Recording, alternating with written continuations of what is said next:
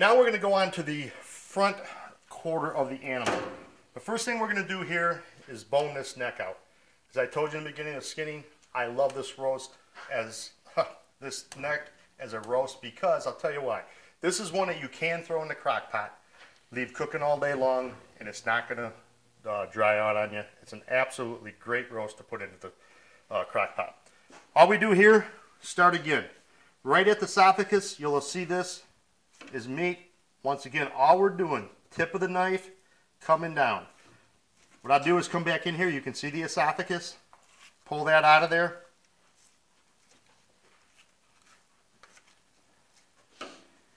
That's the esophagus, no good. Okay, now you turn the piece of meat like this to you. You want to take one cut down, cut all the way down.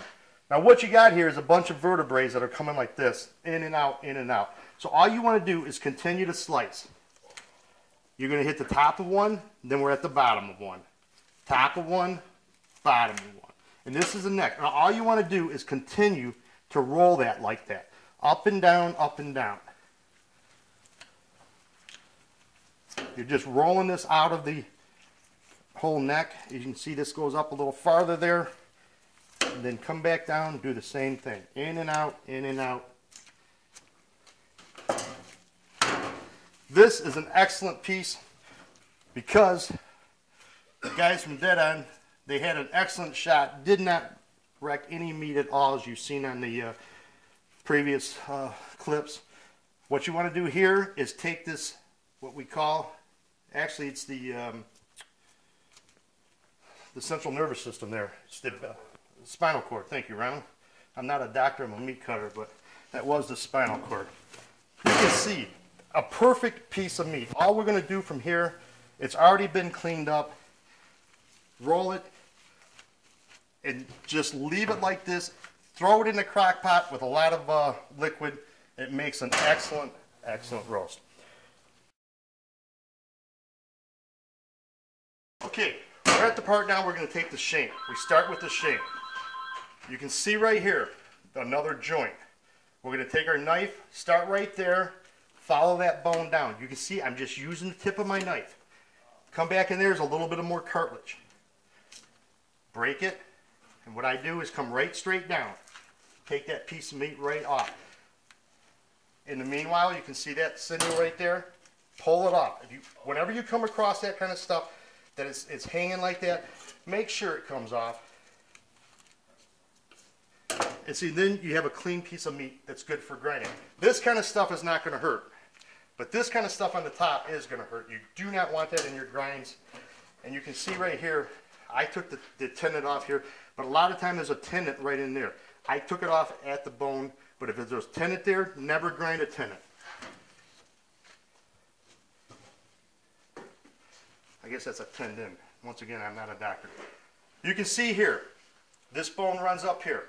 I come up to the point of there's a joint right here, stick your knife in, tip of the knife, bring it down.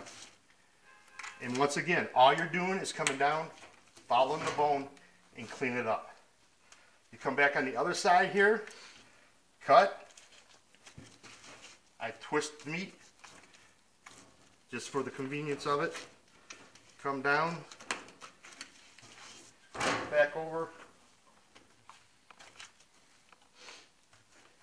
And here, you're going to say, well, man, there's a lot of bone here, different structures to go around. You're not going to hurt anything in this as you would in the hindquarters. This, go ahead and put your knife in, and you're going to have to feel your way around it first. You can see this bone right here comes out. I took my knife one out, cleaned that off. Then all I do right there, the bone's cleaned up to that joint. You can see the joint right there. All you do, once again, hit that. It's tendons.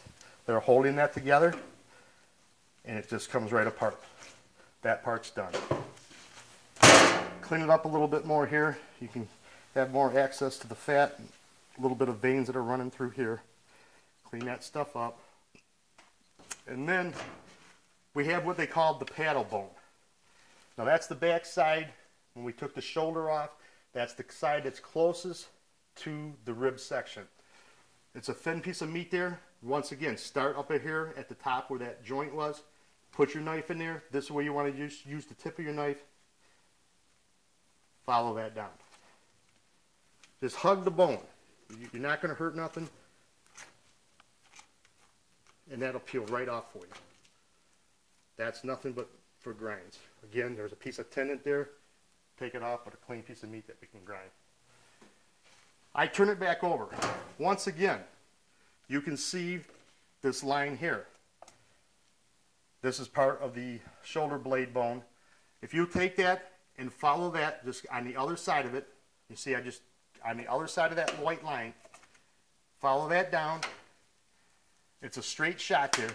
And as you go down, that paddle bone will start widening out a little bit on you. All you want to do is take your knife and follow that down. Take it off. Any of the stuff like here that the tendons are hung onto the meat, get rid of it. Any of this kind of stuff here, just take it off. And take your time. You know, like I say, we've been doing this for a long time. It looks real simple. And it is simple. Once you learn how to do it, it's not no master science by no means, but get another piece of meat that's great for grinding. I turn it back over. Same thing, this line. What you want to do, follow that bone straight down. You can see I'm just going straight down and I'm hugging that. Once I get to the end, I turn my knife sideways and go straight out. And just continue that all the way up.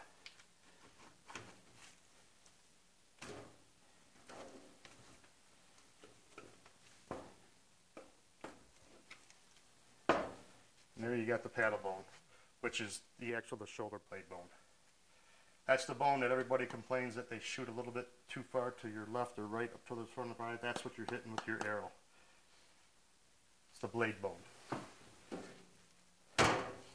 If you're absolutely in love with roast, once you get done, if you want, you can take this piece of meat and clean it up. When I say clean it up, you remember I'm just talking about getting the sinew off of it.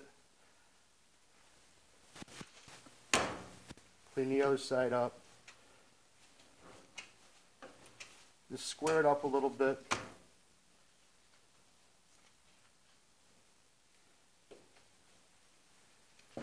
Now actually what this is right there would be like a boneless chuck roast if you went to the market. Another roast that is superb for the crock pot. That if you're gone all day, you want to throw a roast in the crock pot, tell your meat cutter that you like a boneless chuck, you want a boneless front quarter. A lot of people call it different things. Actually what this really is the whole section, the round bone English and the blade, if you know what I'm talking about as far as the market is concerned. But that does make a nice roast. Most people aren't into roast. I'm not sure why, but most everybody wants this ground into burger. Or we also make a number of other items, which is snack sticks and salamis and fresh Polish sausage and fresh sweet Italian sausage. There's just a ton of things you can make with it. And we're going to show you after a while here of the grind and the kind of quality of the grind that comes out by taking your time and cutting this kind of stuff off. Once again, what goes in that grinder is coming in. It's not something that sifts. You putting bad meat in, you're getting bad meat out.